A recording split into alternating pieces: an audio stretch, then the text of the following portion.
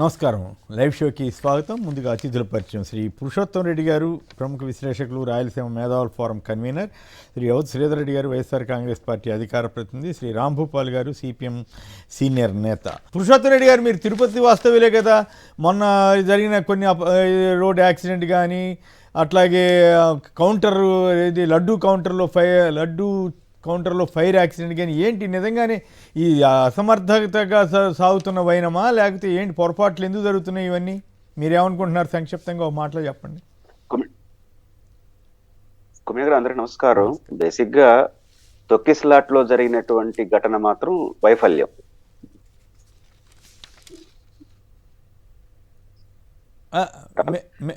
మన జరిగినటువంటి నిన్న జరిగిన ప్రమాదవశాత్తుగానే చూడాలి. అక్కడ ఏదో అధికారులు ఓకే అంటే భక్తుల మనోభావాలు ఇప్పుడు దెబ్బతింటలేదా? ఇదివరకు ప్రతి చిన్నదానికి పెద్దానికి గొడవ చేసేవాళ్ళు కదా చంద్రబాబు గారు కానీ పవన్ కళ్యాణ్ గారు కానీ. ఇప్పుడు గత 10 రోజుల్లోనే కనీసం 5-6 ఇన్సిడెంట్స్ జరిగినాయని భక్తులు బాధపడుతున్నారనేది సోషల్ మీడియాలో. ఆ ఇన్సిడెంట్ ని రెండు కోణాల్లో చూస్తాను. ఫస్ట్ జరిగిన 6 మంది మరణం మాత్రం ఖచ్చితంగా వైఫల్యం. నిన్న జరిగింది ప్రమాదవశాత్తుగా ఇప్పటివరకు చూస్తున్నాను. కానీ ఈ మాట నేను అంటున్నట్టుగా గతంలో వాళ్ళు కూడా పద్ధతిగా ఉంటే ప్రభుత్వం మెడకు చుట్టుకోదు. ఇప్పుడు కూడా కొన్ని అధికారుల స్థాయిలో కొన్ని ఘటనలు ప్రమాదవశాత్తు జరుగుతాయి. ప్రమాదవశాత్తుగా ఘటనగా చూడాలి. గతంలో మనం అటు చూడలేదు. అప్పుడు ఇది మెడకు చుట్టుకుంటా ఉంది. ఏం జరిగినా కొండ మీద మీరు చేసింది అనే భావన ఎందుకు వస్తా ఉందంటే, ఆ ఉలిక్కిపాటు ఎందుకు వస్తా ఉందంటే, మనం గతంలో అట్లా వ్యవహరించాం కదా. ఏం జరిగినా దానికి జగన్ గారి డైరెక్ట్ గా లింక్ పెట్టి వ్యవహరించారు. ఎందుకు లడ్లు విషయం ఎట్లా చేశారు? అక్కడ ఏమీ సంబంధం లేని విషయం డైరెక్ట్ గా జగన్ గారే కలపమన్నట్టు చెప్పేసినారు. ఇట్లాంటి వ్యవహరించారు కాబట్టి ఈ రోజు ఏం జరిగినా అది ప్రభుత్వానికి చెడ్డ పేరు వస్తుంది. నేనైతే ఇది ప్రమాదవశాత్తుగా అనుకుంటున్నాను. ప్రెసిడెంట్ 6 మందిది మాత్రం దట్ ఈస్ డిఫరెంట్ ఇష్యూగానే చూడాలి. రైట్. ఏపీ పురుషోత్తం రెడ్డి గారు, దీని మీద కూడా ఒక మాట చెప్పండి. అసలు ఏం నిజంగానే ఈ అసలు ప్రాజెక్ట్ అవుద్దో లేదో తెలీదు. ఇక్కడ తెలంగాణ వాళ్ళు అప్పుడే రాజకీయం మొదలు పెట్టారా, లేకపోతే ఇదంతా ఏమైనా మ్యాచ్ ఫిక్సింగ్తో జరుగుతుందా? మీరేమనుకుంటున్నారు? ఆంధ్రప్రదేశ్ ప్రభుత్వం నుంచి సమర్థవంతంగా నిజాయితీతో కూడిన వాదనలు చేయకపోతే ఇట్లాంటి వాదనలు వాళ్ళు చేస్తారు. కంటిన్యూ చేయండి సార్. బనకచర్ల అనేది క్రూషియల్. గాలి కావచ్చు, ఎస్కేప్ ఛానల్, గాలేరు నగర్ కావచ్చు, ఎస్కేప్ ఛానల్ కావచ్చు, బేసిక్ ప్రధానమైన తప్ప అన్నిటికీ గారు గాలేరు నగర్ హంద్రీ ప్రాజెక్ట్ టేకప్ చేసినప్పుడు కూడా అభ్యంతరాలు వచ్చినప్పుడు మేము మిగులు జలాలు, వరద జలాలని వాడుకుంటాము అని స్పష్టంగా చెప్పే పర్మిషన్ తీసుకుని ఆ ప్రాజెక్టులో వేగవంతం ముందుకు తీసుకొచ్చాడు. ఇప్పుడు ఆ టైప్ వచ్చినప్పుడు దాన్ని ముందుకు తీసుకొచ్చి మా హక్కుగా భావించాలి. రెండోది, నేను చాలా సందర్భం తెలంగాణలో చేసిన తప్పులను మాత్రం ఆంధ్రప్రదేశ్ ప్రభుత్వం ఎస్టాబ్లిష్ చేయదు. ఉదాహరణకు శ్రీశైలం నుంచి ఎడమ కాలం నుంచి అసలు విద్యుత్ ఉత్పత్తే చేయకూడదు. వాళ్ళు రోజు కొట్టుకొని పోతున్నారు. KRNB ఆదేశించింది, మీరు తప్పు చేస్తున్నారు, కింద నీళ్లు ఉన్నాయి నాగార్జున సాగర్ లో, అనవసరం కొట్టేసి సముద్రం పైన నీళ్లు పెట్టుకోలేము అంటే ఆంధ్రప్రదేశ్ ప్రభుత్వం నుంచి అభ్యంతరం చేయలేదు. కాబట్టి తెలంగాణ చేస్తున్న తప్పులను అభ్యంతరం చేయకపోతే వాళ్ళు రివర్స్ లో మన మీద చేస్తున్నారు. కాబట్టి మనం సరైన వాదనలు చేసుకోకపోతే అవతల నుంచి ఇదే వాదనలు వస్తే అది రాయలసీమకు పర్టికులర్ గా చాలా నష్టం వచ్చే అవకాశాలు అయితే ఉంటాయి. రాంభూపాల్ గారు, మీరేమంటారు? బనకచర్ల ప్రాజెక్టు అది 80,000 కోట్లు, 1,00,000 కోట్లు, అది ఎప్పటికవుద్దో అది వేరే విషయం. ఇప్పటికే మళ్ళీ ఏపీ తెలంగాణల మధ్య అదొక వివాదంగా మారే అవకాశం ఉందా? మీరేమనుకుంటున్నారు? సార్, వాస్తవానికి నీళ్లు తేవడం కంటే కూడా వివాదాలు తెచ్చుకోవడమే ఈ కాలంలో మనం చూస్తున్నాం. నిజంగా నీళ్లు తేవాలనుకుంటే 2 రాష్ట్ర ప్రభుత్వాలు సఖ్యతగానే ఉన్నామంటున్నారు కదా. గురు శిష్యులనే ప్రచారం జరుగుతుంది. వాళ్ళు కూడా చెప్పుకుంటున్నారు మేము గురు శిష్యులమని. మరి గురు శిష్యులు కూర్చోడానికి ఎవరు అభ్యంతరం పెట్టినారు? ఏ రాజకీయాలు అడ్డం వస్తున్నాయి? నిజంగా మీరు బనకచర్ల నుంచి ఆ నీళ్లను తీసుకొచ్చి తద్వారా రాయలసీమ జిల్లాలకు పైన కృష్ణా జలాలు వాడుకోవడానికే చిత్తశుద్ధి ఉంటే 80,000 కోట్లు ఖర్చు పెట్టి దాన్ని చేసే బదులు హంద్రీనివా కాలువ వెడల్పు చేస్తే అంత 1,400 కోట్లు, 2,000 కోట్ల రూపాయల్లో మొత్తం కాలువ వెడల్పోతే అది తద్వారా రాయలసీమకు చాలా ఉపయోగం కదా. మరి దీనికి డబ్బులు లేవని చెప్తున్నా మీరు అక్కడ 80,000 కోట్లు పెట్టి కడతామనడంలో అర్థమే ఉంది. కాంట్రాక్టర్లకు పని తప్ప నిజంగా వెనకబడిన ప్రాంతాలకు నీళ్లు తేవడం లేదు. అటు తెలంగాణకి ఏదో అన్యాయం చేసే శక్తి కూడా వీళ్ళకేం లేదు. లేదా తెలంగాణ వాళ్ళు ఇక్కడ ఆంధ్రప్రదేశ్ దోచుకోవడం ద్వారా తెలంగాణ ప్రజలు ఎండిపోయే పరిస్థితి లేదు. ఆ ప్రజల్ని ఈ ప్రజల్ని పాలక పార్టీలు మోసం చేయడం తప్ప ఇంకో నిజంగా చిత్తశుద్ధి లేదు అనేది దీంట్లో స్పష్టంగా కనపడుతుంది. రైట్. శ్రీధర్ గారు చెప్పండి, ఏంటి కోడి పందాల గొడవ ఇదంతా కూడా మీకు ఏమనిపిస్తూ ఉంది? ఈ పరిస్థితి, ఈ పరిణామాలు అంటే చివరిగా ఈ రాహుల్ గాంధీది, అట్లాగే ఈ CIDది, ఆ తర్వాత గవర్నెన్స్, వాట్సాప్, వీటి మీద తర్వాత వెళదాం. ముందుగా కోడి పందాల మీద ఇన్ని వేల కోట్లు చేతులు మారటం ఏంటి? దీని మీద మీకున్న అక్కడ జరుగుతున్న పరిణామాలు ఏంటి? కొమ్మినేని గారు నమస్కారం అండి. అక్కడ ఉన్న పెద్ద వాళ్ళకి, ప్రేక్షకులకు నమస్కారం అండి. కొమ్మినేని గారు, ముఖ్యంగా మనం ఈ ప్రభుత్వం వచ్చిన తర్వాత చూస్తే అసాంఘిక కార్యక్రమాలకి లేదా నైతికత లేని కార్యక్రమాలకి ఎక్కువ విలువ ఇచ్చి లేకపోతే వాటినే ప్రజలకు కావాలనే ఉద్దేశంతో ప్రజల దగ్గరికి వెళ్తుంది ఈ ప్రభుత్వం. 99 రూపాయలకు మద్యం అనేది పక్క రాష్ట్రాల్లో మనకన్నా తక్కువ రేటు ఉన్నదాన్ని వీళ్ళు బ్రాండ్ గా చెప్పుకున్న ఒక ముఖ్యమంత్రి నోటితోటి మనం 99 రూపాయలకి మద్యం ఇస్తున్నాం అని చెప్పుకునే దౌర్భాగ్య స్థితికి ఆంధ్రప్రదేశ్ వెళ్ళిపోయిందని బాధపడాలా, లేకపోతే మా ముఖ్యమంత్రి ఒక మద్యం బ్రాండ్ కి లేకపోతే మద్యం బ్రాండ్లకి ఒక బ్రాండ్ అంబాసిడర్ గా మారాడని గర్వపడాలా అనేది కదా అర్థం కావట్లేదు.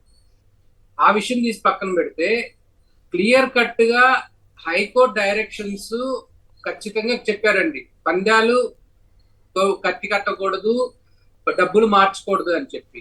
మీరు చూస్తే 20 ఎకరాలు 50 ఎకరాల్లో బరులేస్తున్నారంటే పోలీస్ శాఖ లేకపోతే రెవెన్యూ శాఖ పూర్తిగా విఫలమైందని మనం అనుకోవాలి, లేదా వీళ్ళు కుమ్మక్కైపోయారని అనుకోవాలి. ఇక్కడ పత్రికల్లో లేకపోతే సోషల్ మీడియాలో వీడియోలు భయంకరంగా తిరుగుతూ ఉన్నా కానీ చీమ కుట్టినట్టు కూడా ఈ ప్రభుత్వం మాట్లాడలేదంటే ఏమర్థం చేసుకోవాలనేది చూడాలి. తర్వాత మనం గతంలో 2-3 రోజుల క్రితం చూసాం, పెనుగొంచి ప్రభుల్లో క్యాసినో పెట్టారని కూడా చూసాం, రికార్డింగ్ డాన్సులు పెట్టారు, లేడీ బౌన్సర్లు వచ్చారు. సో ఆంధ్రప్రదేశ్ ని వీళ్ళు నెక్స్ట్ లెవెల్ కి తీసుకొని వెళ్తున్నారు అనే దాన్ని అరాచకంలో క్లియర్ గా ఆంధ్రప్రదేశ్ ప్రజలు చూస్తా ఉన్నారండి. ఇకపోతే మద్యం గురించి ఎంత తక్కువ మాట్లాడుకోవాలి అంటే అంత తక్కువ మాట్లాడుకోవాలండి. నిన్న ఈ వాటాలు పంచుకునే దాంట్లో కుదరక జనసేన వాళ్ళు తెలుగుదేశం వాళ్ళు కొట్టుకున్నారని చెప్పి అనేక చోట్ల అనేక విషయాల్లో జరిగిన విషయం తీసి పక్కన పెడితే విజయవాడ రూరల్ నియోజకవర్గం పరిధిలో విజయవాడ చోట్ల ఎక్కడో ఒక చోట పోలీసు వచ్చేసి టైం అయిపోయింది ఇంకా మీరు పందాలు ఆపండి అంటే నిర్వాహకులు ఎస్ఐ మీద తిరగబడ్డారు. ఆ వీడియో కూడా సర్క్యులేట్ అవుతుందండి సోషల్ మీడియాలో.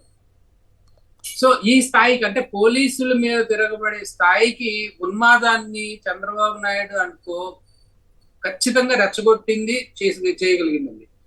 ఇక్కడ మనం తలవందించుకోవాల్సింది ఎక్కడంటే అసెంబ్లీకి స్పీకర్ అయినటువంటి చింతకాయల అయ్యన్న పాత్రుడు మొన్న ఒక మీటింగ్ లో చెప్తారు, నా దగ్గరకి గంజాయి కేసులు ఉన్నాయి, మాఫీ చేయండి అని వస్తున్నారు లేకపోతే తీసేయండి అని వస్తున్నారు అని చెప్పి ఆయన చెప్తారు.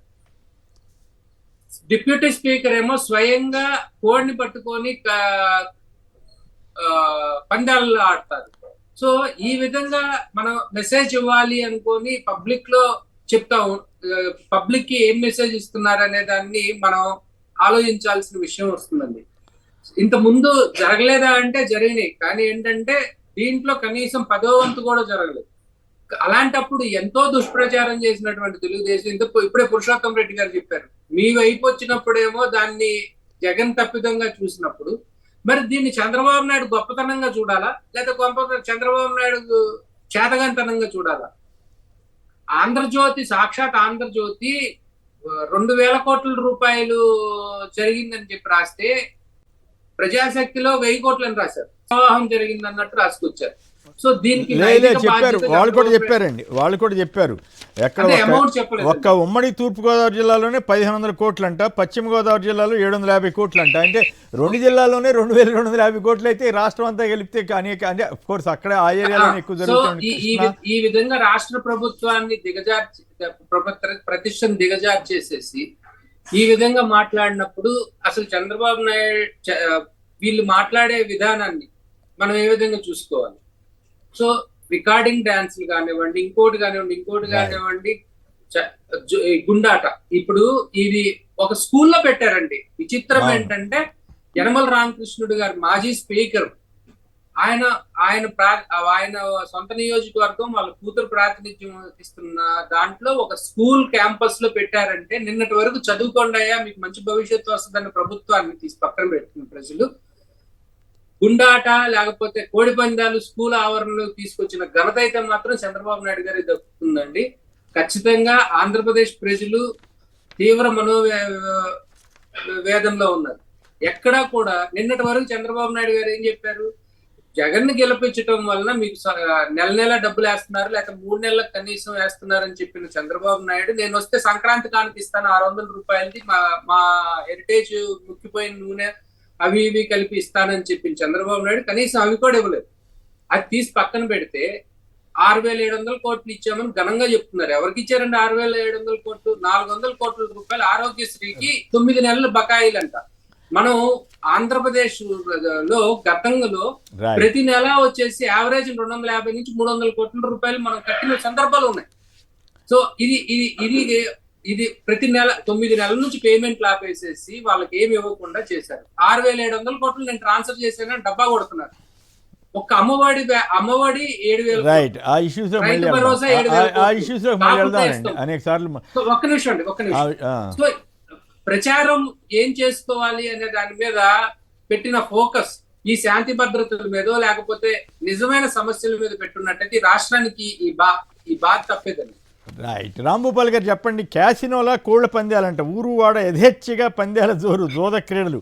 ఏమండి మీ అనంతపురం జిల్లాలో కూడా అట్లాగే జరిగిందా ఏం కదా? అసలు దీని మీద మీకేమనిపిస్తూ ఉంది? రాష్ట్రం ఎటువైపు పయనిస్తోంది? సార్, విజన్ 2020 లేదా విజన్ 2047 అంటే ఏదో గొప్ప గొప్ప విషయాలు, ప్రజలకు ఉపయోగపడే విషయాలు అనుకున్నాం, కానీ ఎక్కడో విదేశాల్లో ఆడేటువంటి జూదం కూడా మన రాష్ట్రంలోకి రావడమే ఈ విజన్ లో ముఖ్యమైన అంశం అనేది ఇప్పుడు అర్థమవుతున్నాయి ఇట్లాంటివన్నీ చూస్తుంటే. ఎందుకంటే కోళ్ల పందాలకు సంబంధించింది సంక్రాంతిలో కోళ్ల పందాలు సహజంగానే పెరుగుతున్నాయి. ఇంకా వాటిని నియంత్రించడం ఎట్లా అని కోర్టులు జోక్యం చేసుకున్నాయి. అనేక మంది మీలాంటి వాళ్ళు, అనేక మంది పెద్దలందరూ కూడా ఈ వ్యసనం పెరిగితే రానున్న కాలంలో యూత్ మొత్తం తప్పుదారి పడతారు, దీన్ని నియంత్రించాలని చెప్పేసి అందరం కోరుకుంటున్నాం.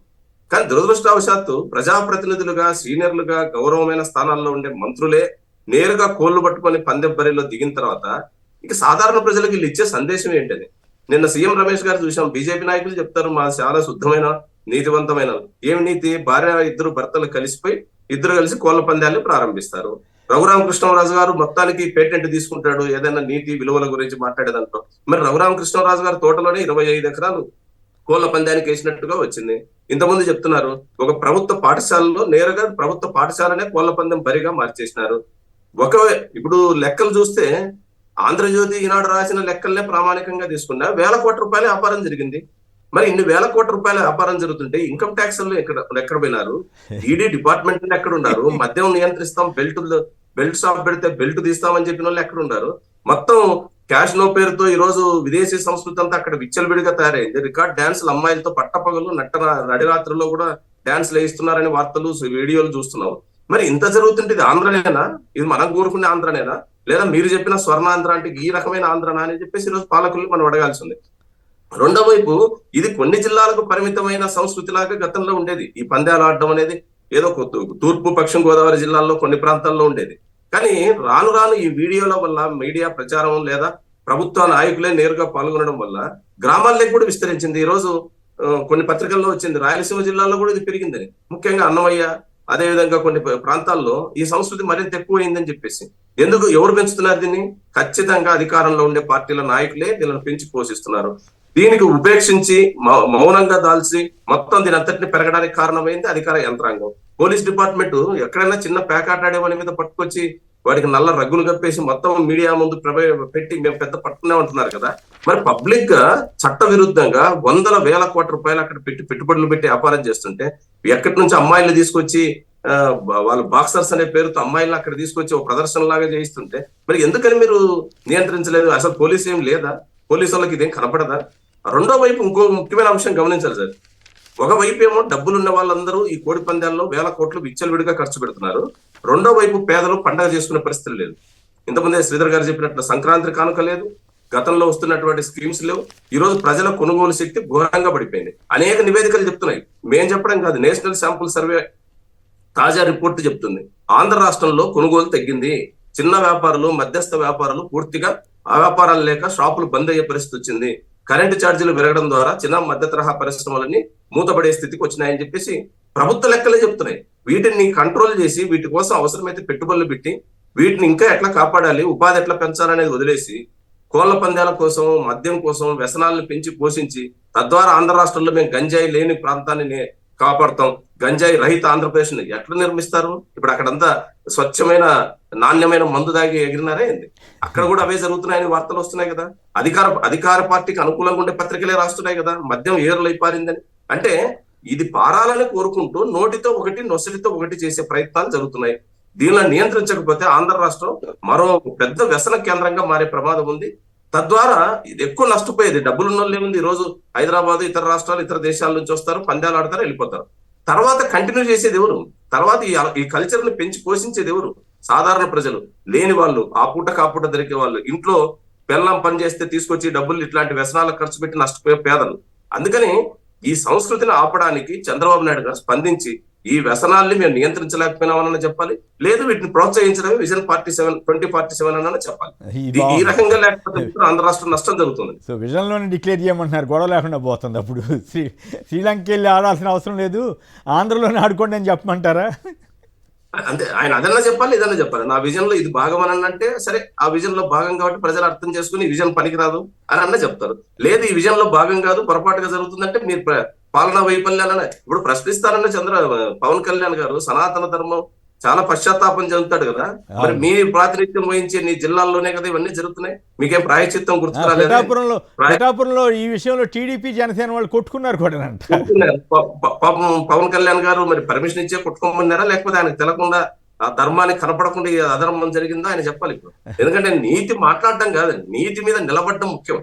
నీతులు మాట్లాడడం అందరం చేస్తారు. నీతికి నిలబడి నా నియోజకవర్గంలో ఈ ఆటలను నియంత్రించుతానని అంటే నువ్వు ఆదర్శమైన పాలకుడిగా, నిజమైన పాలకుడిగా జనం అంగీకరించేవాళ్ళు. కానీ ఇక్కడేమో వచ్చి సనాతన ధర్మం గురించి మాట్లాడతావు. మన దుర్గమ్మ గుడి కాడ పోయి మెట్లకు ప్రాయశ్చిత్తం పేరుతో అక్కడ పోయి అంత చీపురు తీసుకొని ఫోటోలు ఇస్తావా?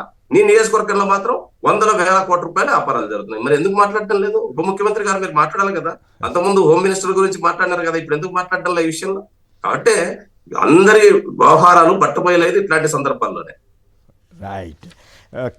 సంధాని గారు కందుకూరు నుంచి. సంధాని గారు నమస్కారం, మాట్లాడండి. నమస్తే సార్, అక్కడ పెద్దలందరూ నమస్తే సార్. నమస్తే, మాట్లాడండి సార్. మా గత ప్రభుత్వంలో మందు షాపు ఎక్కడ అంటే అసలు కనబడేది కాదు సార్. ఇప్పుడు ప్రెసెంట్ లైటింగ్ పెట్టి, పర్మిట్ రూమ్ లైటింగ్ పెట్టి వచ్చేసినాయా? పర్మిట్ రూమ్స్ కూడా వచ్చేసినాయి, లైటింగ్ పెట్టి మందు తాగిస్తున్నారు సార్. మా నియోజకవర్గం ఇంత ముందు కోడి పందాలు జరిగేది కాదు, ఇప్పుడు రిటర్న్ సంక్రాంతికి స్టార్ట్ చేశారు సార్. ఓకే, మధ్యాంధ్రప్రదేశ్గా మారుస్తున్నారనమాట. రైట్. మరొకరు డేవిడ్ గారు ఒంగోలు నుంచి. డేవిడ్ గారు చెప్పండి, ఈ కోడి పందాల వ్యవహారాల మీద మీరేమంటారు? సార్ నమస్తే సార్, ఛానల్లో ఉన్న పెద్దలందరూ నమస్కారం సార్. నమస్కారం. కోడి పందాలు చాలా విచ్చలవిడిగా జరిగింది సార్. నిన్న మట్టికి విచ్చలవిడిగా మా ఒంగోలు జిల్లాలోనే, మా ప్రకాశం జిల్లాలోనే అసలు మామూలుగా జరగల. మా ప్రకాశం జిల్లా ఒంగోలులోనే బాగా జరిగినాయా, జరగలేదా? చాలా విచ్చలవిడిగా జరిగినాయి. రాష్ట్రం అంతా వ్యాపించింది అది ఈ వ్యవహారం. ఇందాక రాంభూపాల్ గారు చెబుతున్నారు కదా, రాయలసీమ జిల్లాలో కూడా మొదలైపోయిందని. అవును సార్, మాకు ఇక్కడ మా చెంకుర్తి దగ్గర కూడా సార్, చెంకుర్తి దగ్గర కూడా చుట్టుపక్కల గ్రామాల్లో ప్రశ్న జరిగినాయి. అదొకటి. రెండోది వచ్చేసి పల్లెటూరు ప్రజలైతే, పల్లెటూరు గ్రామ ప్రజలైతే వీళ్ళు కొన్ని సంక్రాంతి కానుక అని చెప్పి ప్రచారం చేశారు కదా, వాటి కోసం చాలా మంది వెయిటింగ్ లో ఉన్నారు. సంక్రాంతి అయిపోయిందిగా మిత్రమా? ఇప్పుడు అయిపోయింది అంటే కానుకని ప్రచారం చేశారు కదా, ప్రచారం చేశారా? ఓకే. ఇప్పుడు పండుగ చేసేసుకున్నారు కదా, ఘనంగా చేసుకున్నారని చెబుతున్నారు కదా చంద్రబాబు గారు. ఉత్తమ మాటలు సార్, ఉత్తమ మాటలు ఎవరు కూడా ఇప్పుడు అందరూ ఎన్నో ఉత్తమ మాటలు ఆయన చెప్పుకోవటం ప్రచారాలు. ఈనాడు, ఆంధ్రజ్యోతి కూడా రాస్తున్నాయి కదా బ్రహ్మాండం రాసుకుంటారు సార్. వాళ్ళది పేపర్, వాళ్ళు వేసిన కానీ అదే పని వాళ్ళకి. అదే పని. ఈనాడు, ఆంధ్రజ్యోతి ఒకటి జరిగింది, ఒకటైతే 4 రాసేది వాళ్ళకి అలవాటు. రైట్. ఓకే అండి. పురుషోత్తమ రెడ్డి గారు చెప్పండి, మీకేమనిపించింది ఈ కోడి పందాలు, ఈ క్యాసినోలు? ఈ శ్రీలంక బదులు ఇక్కడే ఆంధ్రప్రదేశ్నే డెవలప్ చేసినట్లు అవుతుందా మిగతా విషయాల్లో పక్కన పెట్టి? కొమ్మిడి గారు, ఇక్కడ బేసిక్ గా సాంప్రదాయం, వ్యసనం, వ్యాపారం ఇప్పుడు మూడో దశకు వచ్చేసింది. ఇప్పుడు వ్యాపారంకి వచ్చేసింది. సాంప్రదాయాల్లో సాంప్రదాయంగా పాటించినప్పుడు గుట్టుగా పద్ధతిగా చేసుకుంటా ఉన్నారు. అది వ్యసనంగా మారినప్పుడు పెద్ద సమస్యగా మారింది. దీన్ని కంట్రోల్ చేయాల్సిన వ్యవస్థలు, ప్రభుత్వం దీన్ని వ్యాపారంగా మార్చుకున్నాయి. వాళ్ళు ప్రజలకు ఉన్నటువంటి సెంటిమెంట్ ని, వ్యసనాలని తమ వ్యాపార కేంద్రంగా మార్చుకున్న కారణంగా వచ్చిన విపరీత పోకడలు ఈ రోజు జరుగుతుంది. ఎవరు వ్యాపారం చేయగలరు? బాగా బలిసిన వాళ్ళు, అధికారానికి అండగా ఉన్న వాళ్ళు. కాబట్టి ఈ వ్యాపార ధోరణితో ఎవరైతే ప్రోత్సహిస్తున్నారో వాళ్ళు కంట్రోల్ చేయాల్సిన అవసరం ఉంది. ఉదాహరణకు ప్రస్తావించాల్సిన అంశం ఏంటంటే కొలకపూడి శ్రీనివాస్ గారు ఎమ్మెల్యే, ఉయ్యూరుకు సంబంధించి అధికార పార్టీ ఎమ్మెల్యే, నేను అభినందిస్తున్నా. ఆయన తిరువూరు, ఆయన ఒక సోషల్ మీడియాలో ఒక పోస్ట్ పెట్టాడు, నా నియోజకవర్గంలో గతంలో ఎవరైనా అలవాటు ఉంటే ఉండొచ్చేమో కానీ ఈసారి పెడితే మాత్రం ఊరుకోను, ప్రయత్నాలు ఆపుకోండి, ఖర్చులు తగ్గించుకోండి అన్నాడు. అంటే ఎవరైనా ప్రయత్నాలు చేసి డబ్బులు పెట్టుకుంటే అని ఆపినాడు.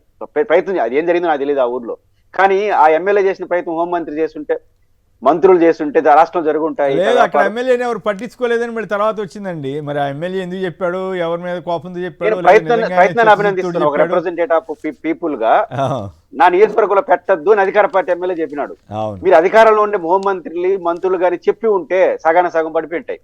ఎందుకంటే ఆ వ్యవస్థ ఇండిపెండెంట్ గా ఉంటుంది కదా. పోలీసులు అందరూ హోంమంత్రి చెప్పారు, ముఖ్యమంత్రి చెప్పాడు అని ఒక ఎమ్మెల్యే ఆయన అధికారం లేదు కాబట్టి అసలు ఒక్క ముక్క మాట్లాడలేదు కదా. వద్దు మీరు జోదం ఆడమాకండి, క్యాసినోలో. అధికారం లేని ఒక ఎమ్మెల్యే చెప్తేనే అలజడైంది. అధికారంలో వ్యవస్థలో ఉన్న వాళ్ళు చెప్తే అధికార యంత్రాంగం ఇండిపెండెంట్ గా ఉంటుంది, ఆటోమేటిక్ గా సెటరేట్ అయింటుంది. మీ పార్టీ ఎమ్మెల్యే చేసిన పని చేయమంటున్నారు, వైసీపీ వాళ్ళు చెప్పింది చేయమన్నట్ల.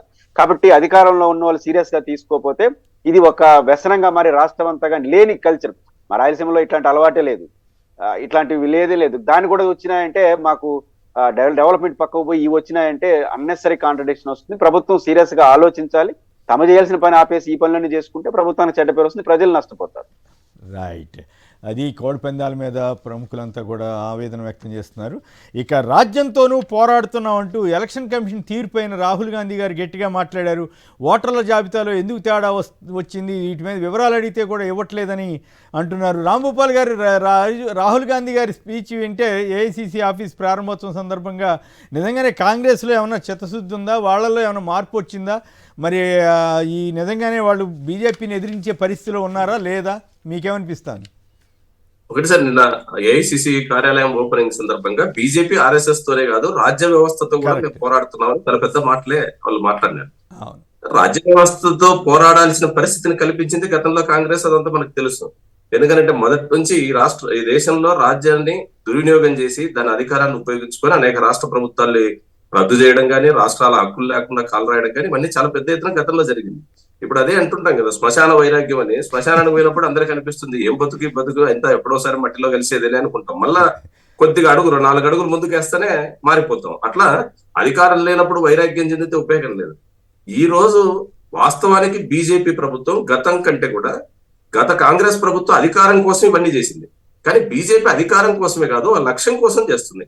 ఆ లక్ష్యం 2025 నాటికి ఏదైతే వాళ్ళ ఆర్ఎస్ఎస్ 100 సంవత్సరాలు పూర్తవుతుందో ఆ లోపు గతంలో చెప్పినట్టుగా 1925లోనే చెప్పినట్టుగా 100 సంవత్సరాల లోపు మేము హిందూ రాజ్యాన్ని నిర్మిస్తామనే లక్ష్యంలో భాగంగా ఇవన్నీ జరుగుతున్నాయి. అందుకని వాళ్ళు చెప్పిన మాట చాలా సీరియస్ గానే రానున్న కాలంలో ప్రమాదం మరింత పెరుగుతుంది. అనేక ఉదాహరణలు కనపడుతున్నాయి. ఈ రోజు రాజ్యాన్ని దుర్వినియోగం చేయడం, రాజ్యం అంటే ఏదో ఒక రాజ్యాంగానికి సంబంధించిన అంశాలే కాదు, రాజ్య వ్యవస్థలో భాగంగా ఉండేటువంటి స్వతంత్ర ప్రతిపత్తి కలిగిన అనేక సంస్థల్ని దుర్వినియోగం చేయడం. ఎన్ఫోర్స్మెంట్ డిపార్ట్మెంట్ కానీ, ఇన్కమ్ ట్యాక్స్ కానీ, సిబిఐ కానీ, అదేవిధంగా ఎన్నికల కమిషన్, జ్యుడిషియరీ ఏ ఒక్కదాన్ని వదలలేదు. అన్ని రంగాల్లోకి ఈ రోజు దుర్వినియోగం అయిపోయి మొత్తానికి చట్టబద్ధంగా పనిచేసే వాళ్ళేమో చట్టం పేరుతో నియంత్రించక గురి అవుతున్నారు. చట్టబద్ధంగా పని చేయకూడని సంస్థలన్నీ విచ్చలవిడిగా బహిరంగంగా వచ్చి ప్రజల మధ్య చిచ్చులు పెడుతున్నాయి. ఈరోజు చూడండి, మీరు మానవ హక్కుల నాయకులు అనేక మంది జైళ్లలో మగ్గుతున్నారు. ఒక్క కేసు అన్న రుజువైందా? ప్రముఖ జర్నలిస్టులు సంవత్సరాల కొద్దీ జైళ్లలో ఉన్నారు. ఒక కేసు అన్న రుజువైందా? 0.3% కూడా కాలేదండి. 9 సంవత్సరాల్లో సిబిఐ పెట్టిన కేసుల్లో లేదా దేశద్రోహం పేరుతో ఏవైతే సెక్షన్ల పేరుతో వాళ్ళు పెట్టినారో ఆ కేసుల్లో 0.3% కేసులకు కూడా నేరం రుజువు కాలేదు. అంటే ఎంత దుర్వినియోగం అయిపోయింది? 99.7% కేసులు దుర్వినియోగం చేసినారంటే ఎంత పెద్ద సమస్య దేశంలో ముందుంది. కానీ వీటిని అరికట్టాల్సింది ఎవరు? ఖచ్చితంగా ప్రభుత్వాలని మనం నియంత్రించాలి. కానీ అదే సమయంలో మనం అధికారంలో ఉన్న రాష్ట్రాల్లో ఏం జరుగుతుంది? కాంగ్రెస్ ప్రభుత్వం గతంలో చేసిన తప్పుల్ని ప్రజల ముందు బేషరత్తుగా అంగీకరించాల్సిన విషయాలను అంగీకరించినప్పుడే ప్రజలు విశ్వసిస్తారు.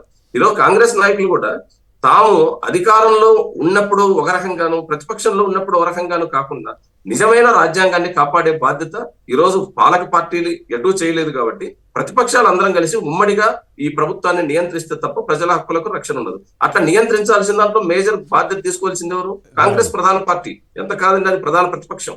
కాబట్టి సహజంగానే అది బాధ్యత తీసుకోవాలి. కానీ అట్లా తీసుకుంటుందా? అనేక రాష్ట్రాల్లో జరుగుతున్న ఎన్నికల సందర్భాల్లో మనం చూస్తున్నాం. ఇష్టం వచ్చినట్టుగా ఇంకా మా పెద్దల పాత్ర కావాలంటే కుదరదు. మనకు అంతా కరిగిపోయిన సామ్రాజ్యానికి ప్రతినిధులమని గుర్తించాల్సిన అవసరం కాంగ్రెస్ ఉంది. అట్లా గుర్తిస్తేనే బీజేపీ యొక్క ప్రమాదాన్ని నియంత్రించడానికి వీలవుతుంది. ఆ దిశగా కాంగ్రెస్ అడుగులేయాలి. ఈ రోజు మాట్లాడిన విషయాలు మాత్రం చాలా జెన్యూన్ గా, సరైన, సమర్థనీయంగా ఉన్నాయి. ఎందుకంటే రాజ్యం అనేది చాలా దుర్వినియోగం అయిపోయింది, విచ్చలవిడితనం అయిపోయింది. సుప్రీంకోర్టు జడ్జీలు రిటైర్మెంట్ ముందు రోజు కీలకమైన తీర్పులు ఇస్తారు, మరుసటి రోజు బీజేపీ తీర్థం పుచ్చుకుంటున్నారు. ఇంతకంటే అన్యాయం ఏం లేదు. ఉన్నత స్థాయి అధికారులు, ఆర్మీలో పనిచేసే ఉన్నత స్థాయి అధికారులు కూడా రిటైర్మెంట్ వరకు ఒక రకంగా వ్యవహరిస్తారు. రిటైర్మెంట్ అయిన వెంటనే మరుసటి రోజు పోయి బీజేపీ ఎంపీలుగా, గవర్నర్లుగా ప్రమాణ స్వీకారాలు చేస్తున్నారు. కాబట్టి ఈ రకమైన కల్చర్ గతంలో కొంత మోతాదులో కాంగ్రెస్ ప్రవేశపెడితే ఇది 100% అమలు చేసే వ్యవస్థగా బీజేపీ మార్చిపోయింది. దీన్ని నియంత్రించాల్సిన బాధ్యత ప్రజల మీద ఉంది, కాంగ్రెస్ మీద కాదు. దేశంలో ఉండే ప్రజలు, ప్రజాతంత్రవాదులు తప్ప ఇంకో రకంగా ఈ రాజ్యాన్ని కాపాడుకోవడం ఇంకో పరిస్థితిలో లేదు అనేది స్పష్టంగా కనపడుతుంది. రాహుల్ గాంధీ మీద అయితే మీకు నమ్మకం కలగలేదనే విషయం నాకు అర్థమైంది. రైట్, వెంకట్రావు గారు, విశాఖపట్నం. వెంకట్రావు గారు నమస్కారం, మాట్లాడండి. ఈ అంశాల్లో దేని గురించి అయినా మాట్లాడచ్చు మీరు. నమస్కారం సార్ అందరికి. నమస్కారం సార్. చంద్రబాబు నాయుడు వస్తేనే ప్యాకెట్ క్లబ్లు, మద్యం అన్నింటి ఒకే ఓకే సార్. మీకు ఉదాహరణకి గుంటూరులో క్లబ్ ఉంది సార్. ఒక స్ట్రిప్ కి 70 మంది హెల్పర్లు ఉంటారు సార్. అలాగే 210 మంది ఉంటారు సార్ ఒక క్లబ్ కి. ఆ క్లబ్ కి హెల్పర్లు గానీ 200 మంది ఉన్నారా? 210 మంది సార్. అలాంటి క్లబ్ ని ఎస్పీ ఆంజనేయులు గారు మూపించారండి. అప్పుడు ఎస్పీ ఆంజనేయులు గారండి.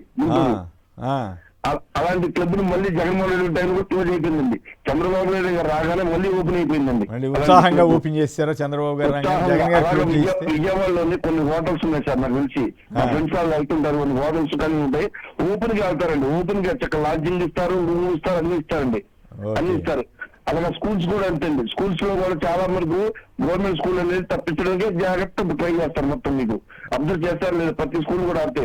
విశాఖపట్నంలో కూడా అంతే. ఒక బట్టల షోరూమ్ ఎలా ఉంటుంది అలా ఉన్నాయి సార్. గాంధీ షాపులు కూడా చిన్న చిన్న ఊళ్ళో కూడా బట్టల షాపులు ఎలాగ లైటింగ్ పెడతారు, బట్టలు బాగా కలతలా కనబడటానికి, పట్టు చీరలు కానీ, బ్యాండ్లు కానీ వీటిలో కూడా అలాగే కనబడుతుంటాయి సార్. రైట్, మరి చూద్దాం మరి జనం ఎట్లా స్పందిస్తారో. ఏం కదా ఇదే బాగుందంటారా లేకపోతే ఇదేం కర్మ అనుకుంటారో చూద్దాం. సుధాకర్ రెడ్డి గారు, కాణిపాకం. కుమ్మనీర్ గారు నమస్కారం. మీకు ప్యానల్ సభ్యులకి అందరికీ సంక్రాంతి శుభాకాంక్షలు.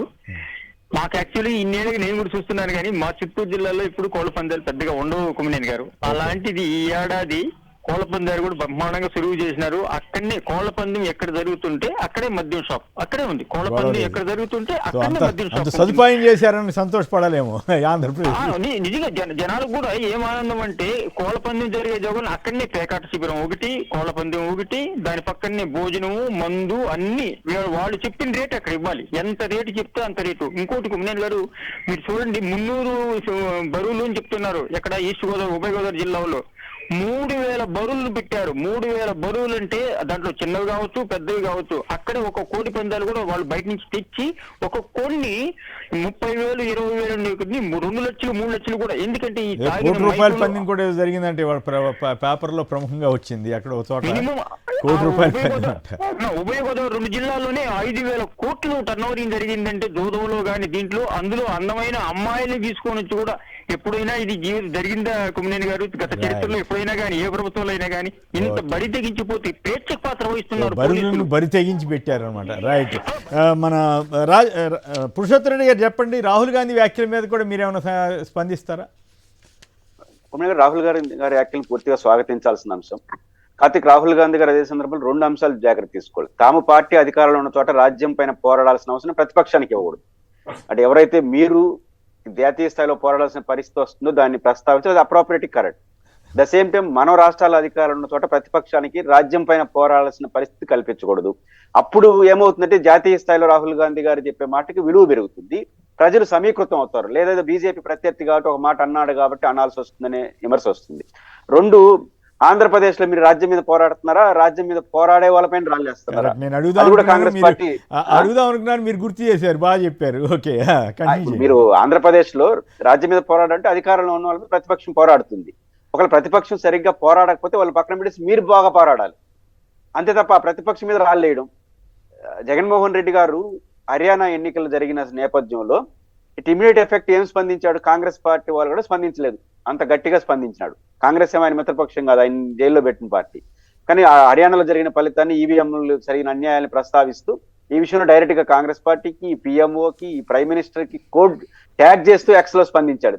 ఇది ఇట్లా ఉంటుంది ప్రజాస్వామ్యం, ఇది కరెక్ట్ కాదు, ఎందుకు ఇలా జరిగిందో ఇంటర్నేషనల్ గా ప్రపంచ దేశాలన్నీ కూడా పోస్ట్ బ్యాలెట్ పేపర్ లో పోతుంది, మనం ఎందుకు చేయకూడదు అనే క్వశ్చన్ తీసుకొచ్చి ముందుకు తీసుకొచ్చాడు. నిజానికి ఒక కాంగ్రెస్ నాయకుడైనా అప్రిషియేట్ చేశాడా అంటే, ఎస్ మీరు మాకు సపోర్ట్ చేస్తున్నందుకు స్వాగతిస్తున్నాం, మీతో మేము కూడా గొంతు కలుపుతాం, అందరూ కలిసి పనిచేద్దాం, వెల్కమ్ చెప్పాలి కదా. వెల్కమ్ చెప్పకపోగా ఆంధ్ర రాళ్ళు వేసే ప్రయత్నం చేసినారు. ఇప్పుడు నిత్యం ఆంధ్రప్రదేశ్ లో కాంగ్రెస్ పార్టీ పని రాజ్యం మీద పోరాడడం పైన రాళ్ళు వేయడమా, రాజ్యం మీద పోరాడడం, పనిగట్టుకుని షర్మిల గారిని తీసుకొచ్చి చంద్రబాబు గారి కోసమే కాంగ్రెస్ పార్టీ పనిచేస్తున్నట్లు బీజేపీతో అటు కలిసి ఉంటాడు, కాంగ్రెస్ తో కలిసి ఉంటాడు, రాజ్యం మీద పోరాడాలనేమో రాహుల్ గాంధీ గారు సూక్తులు చెప్తున్నారు. అదేంటారు రాహుల్ గాంధీ గారి జాతీయ స్థాయిలో ఏదైతే మాట్లాడుతున్నారో అది రాష్ట్రాలే పిల్లర్స్, రాష్ట్రాలన్నీ కలిస్తేనే జాతీయం. కాబట్టి జాతీయ స్థాయిలో మీరు చేసే పోరాటం సక్సెస్ కావాలంటే ప్రజలు యాక్సెప్ట్ చేయాలి ఫస్ట్ మనల్ని. ఇప్పుడు ఆంధ్రప్రదేశ్ ప్రజలను రాజ్యం పైన పోరాడని ఎట్లా చూసుకోవాలి? మీరు రాజ్యం పైన వదిలేసి ప్రతిపక్ష రాజ్యం మీద పోరాడే వాళ్ళ మీద రాళ్ళేస్తున్నారు. పోరాటం ఏం చేసేది లేదు, కాంగ్రెస్ రాళ్ళేయడం, ఇరిటేట్ చేయడం.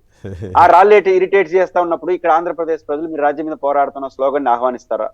తెలంగాణ, కర్ణాటక కాంగ్రెస్ అధికారంలో ఉన్న చోట అక్కడ ప్రతిపక్షాలు పోరాడాల్సిన పరిస్థితి లేని సృష్టించినప్పుడు ఒక సార్వజనీన యాక్సెప్టెన్స్. ఇప్పుడు అవినీతికి వ్యతిరేకంగా చాలా పార్టీలు మాట్లాడినాయి, కానీ అన్నా హజారేకి వచ్చినటువంటి సపోర్ట్ రాజకీయ పార్టీకి రాలేదు. కారణం ఏంటంటే మనం నీతిపంతుగా ఉండాలి కదా అని ప్రజలు చూస్తారు. అన్నా హజారే హానెస్ట్ గా ఉన్నాడు కదా, వెనకాల కదిలారు. అది ఢిల్లీలో ఒక పార్టీ అధికారంలోకి వచ్చే వరకు వెళ్ళింది. ప్రజలు సిద్ధంగా ఉంటారు. కొమ్మినేని గారు పిలిపించే వాళ్ళు నిజాయితీ ఉండాలి, చేయాలి. రాహుల్ గాంధీ గారి ప్రకటన కరెక్ట్, ఆయన నిజాయితీ ఉందని నమ్ముతున్నాం. బట్ ఆయన తమ రాష్ట్రాల్లో ఈ 2 చర్యలను తీసుకుంటే రాహుల్ గాంధీ గారి ప్రకటనకు విశ్వసనీయత వస్తుంది. ఖచ్చితంగా జరగాల్సిన అవసరం కూడా ఉందనిపిస్తుంది. రైట్, ఆచరణ సాధ్యం చేసి చూపించాలనేది మీ అభిప్రాయం. బాగుంది. నరసింహాచార్యులు గారు హైదరాబాద్ నుంచి. నరసింహాచార్యులు గారు నమస్కారం, సంక్షిప్తంగా మాట్లాడండి. నమస్కారం కోవింద్ గారు. కోళ్ల పండు అనేటువంటిది ఒక స్మాల్ స్కేల్ ఇండస్ట్రీస్ గా తయారైంది, ఒక కుటీర పరిశ్రమగా మారిపోయింది. అంటే పండగ ముందు ఒక సంవత్సరం ముందు నుంచి వాటిని శుభ్రంగా మంచి పోషకాలు పెట్టడం జరుగుతుంది. కాకపోతే ఈ కోళ్ల పందాలకు అర్థం పరమార్థం మారిపోయింది. ఓకే, పూర్వంలో ఏంటంటే యుద్ధాలను నియంత్రించడం కోసం ఇరుపక్కల కోళ్లను గనక ఏదో ఒక కోడి గనక అపజయం పాలైతే రాజ్యాన్ని ఆక్రమించుకునే వాళ్ళు. మనకు పల్నాటి సీమలో ఆరంభమైనటువంటి నాగమ్మ నాయకుడు నవ్వు మాంచాల్సినటువంటి చరిత్ర చివరికి ఎప్పుడూ లేకుండా రాయలసీమలోనూ అక్కడి నుంచి కర్ణాటక కూడా సాగిన పరిస్థితి కనబడుతుంది. కాబట్టి అంటే రాజకీయ నాయకులే దగ్గరగా ఉండి చేయించడం, ఆర్థిక యుద్ధంగా మారింది. అదృష్టం ఏంటంటే కొమ్మినేని గారు గొడవలు జరగకుండా, రక్తపాతం జరగకుండా ఆపినంత ఫలితం కొంతవరకు మనం ఆనందపడాల్సిన పరిస్థితి ఉంది, అందుకు మించి లేదండి. రైట్, ధన్యవాదాలు. ఇక చంద్రబాబుకు వ్యతిరేకంగా నోరు మీద పని సిఐడి. గతంలో చంద్రబాబుకు బెయిల్ని వ్యతిరేకిస్తూ సుప్రీంకోర్టులో పిటిషన్. ఇప్పుడు చంద్రబాబే సీఎం కావడంతో మిన్నకుండిపోయిన సిఐడి ఛార్జ్షీట్ దాఖలు చేశామని బెయిల్ రద్దుపై జోక్యం వద్దన్న రోహతగి. సిఐడి దాఖలు చేసిన రద్దు పిటిషన్ పరిష్కరించిన సుప్రీంకోర్టు విచారణకు సహకరించాలని చంద్రబాబుకు ఆదేశం. నిజంగానే చంద్రబాబు గారు విచారణకు సహకరిస్తారా మన శ్రీధర్ గారు? కొమ్మినేని గారు నమస్కారం అండి. ఇందాక పురుషోత్తం రెడ్డి గారు మాట్లాడుతూ తిరువూరులో అసలు బెట్టింగులు జరగలేదు, కోళ్ళపందాలు జరగలేదు అన్నారు. యాక్చువల్ గా హైయెస్ట్ కృష్ణా జిల్లాలో జరిగింది తిరువూరు నియోజకవర్గమేనండి. ఓకే, గతంలో పెద్ద రాజకీయ నాయకుడు, పెద్ద పదవి కూడా చేసి ఈ మధ్య రిటైర్ అయ్యారు. ఆయన ఒక పేపర్ స్టేట్మెంట్ ఇచ్చేవాళ్ళంట, నీ కంపెనీలో కుంభకోణం జరిగింది అని. తెల్లారి పొద్దున్న ఆ కుంభకోణం గురించి ఎవరు మాట్లాడేవాళ్ళు కదండి. సో ఇట్లాంటివన్నీ కొలికిపూడి శ్రీనివాస్ గారు చాలా జాగ్రత్తగా ఫాలో అవుతున్నారు. మన ఈ మధ్య బెల్ట్ షాపుల గురించి నానా హైరానా చేశారు. నిన్న ఆయన బుల్లెట్ వేసుకొని ఒక కోళ్ళ పందెం బరి చుట్టూ తిరిగారు, ఆ బరిలో మద్యం అమ్మారు. ఓహో, అది కూడా జరిగిందా? ఓకే, పురుషోత్తం రెడ్డి గారికి ఆ సమాచారం ఉండదు. అవునండి. ఇక్కడ ఈ ఇష్యూ మన భేదం లేదండి. కుప్పం నుంచి ఇచ్చాపురం వరకు ప్రతి నియోజకవర్గంలో ఖచ్చితంగా వేయాలనుకుంటే వేస్తారు, అందుట్లో అభ్యంతరం లేదు. సో ఇక్కడ తర్వాత ఇప్పుడు మనం సిబిసిఐడి గురించి మాట్లాడుతా ఉంటే చంద్రబాబు నాయుడు గారి టాక్టిక్స్ ఆ విధంగా ఉంటాయి అనేది మనం చూసాం. గతంలో సాక్షి మన ఢిల్లీ నుంచి ఒక పెద్ద లాయర్ వచ్చి హోటల్లో కూర్చొని సిఐడి అధికారులకు ఏ విధంగా చేయాలని చెప్పారని చెప్పన్నప్పుడు ప్రతి చిన్న విషయం మీద ప్రభుత్వం నుంచి వచ్చి ఖండనలు ఇచ్చేవాళ్ళు, కేసులు పెట్టేవాళ్ళు, హెరాస్ చేసేవాళ్ళు ఆ ఢిల్లీ న్యాయవాది విషయంలో ఎందుకు మౌనంగా ఉన్నారు? ఇంత పెద్ద వార్త రాస్తే లేదు మా ప్రభుత్వం నిష్పక్షపాతంగా పనిచేస్తుందని ఎందుకు చెప్పలేదు? అలాగే ఇందాక మన రాంభూపాల్ గారు మాట్లాడినట్టు ఈ విషయంలో పవన్ కళ్యాణ్ గారు కూడా మాట్లాడాల్సిన బాధ్యత ఉందండి. ఒకప్పుడు 2014-19 మధ్యలో జరిగిన స్కామ్, ఆయన 2019లో ఖచ్చితంగా ఎన్నికల ప్రచారంలో చెప్పారు ఏమని, అవినీతి జరిగింది, అయ్యా కొడుకులు విపరీతంగా అవినీతి చేశారు, నేను అధికారంలో రాగానే జైల్లో పంపిస్తామని చెప్పి. అదే జగన్మోహన్ రెడ్డి గారు జైల్లో పెడితే ఈయన రోడ్డు మీద పడుకున్నాడు. సో మరి ఇప్పుడు మాత్రం ఏం చెబుతాడు ఆయన? బలివాళ్లే మీరు. ఇప్పుడు మాత్రం అందుకు భిన్నంగా మాట్లాడతాడా? రోడ్డు మీద పడుకున్నాడు. వీళ్ళ ద్వంద్వ పరిణామాల గురించి ప్రజలు గమనించాలి. ఇక్కడ ముఖ్యంగా గమనించాల్సింది ఏంటంటే, ఇంత పెద్ద ఇష్యూని సిబిసిఐడి అటానమస్ బాడీ అని చెప్పి చెప్తా ఉంటారు, కానీ సిబిసిఐడి ఆఫీస్ ని, సిట్ ఆఫీస్ నే వీళ్ళు అధికారంలోకి రాకముందే క్లోజ్ చేశారు. సో ఈ విధంగా జరుగుతున్నాయి. ఇది ఒక్కటే కదండి, ఆంధ్రప్రదేశ్ లో దాదాపు ఉన్న ఎమ్మెల్యేల మీద ఉన్న క్రిమినల్ కేసుల్లో వాళ్ళ మీద సాక్ష్యాలు లేవని చెప్పి పోలీస్ స్టేషన్ లెవెల్లోనే కేసులు క్లోజ్ చేసేస్తున్నారు. ఓకే, సో అలాంటిది ఇప్పుడు చంద్రబాబు గారి కేసులు మాత్రం ఆగుతాయా అంటారు? పెద్ద విషయం కాదు కదా. గతంలో కూడా 2014-19 మధ్యలో కూడా కోడెల శివప్రసాద్, బాలకృష్ణ లాంటి వాళ్ళ మీద ఒక 30 మంది నాయకుల మీద కేసులు విత్డ్రా చేసుకుంటున్నామని చెప్పి జీవో ఇష్యూ చేశారు. రైట్, అంటే ఆ కథ వేరు. ఇప్పుడు ఏకంగా ఆయన మీద ఉన్న కేసుల్ని సుప్రీంకోర్టు దాకా కూడా వెళ్ళి ఆయన తెలివిగా బయటపడిపోతున్న గతంలో వాళ్ళ మంత్రుల మీద, వాళ్ళ ఎమ్మెల్యేల మీద తీసుకున్నప్పుడు మళ్ళీ గెలిపించినప్పుడు నా మీద తీసేసుకుంటే ప్రజలు మాత్రం ఏం మాట్లాడతారనే ధైర్యం కదా. అంతే.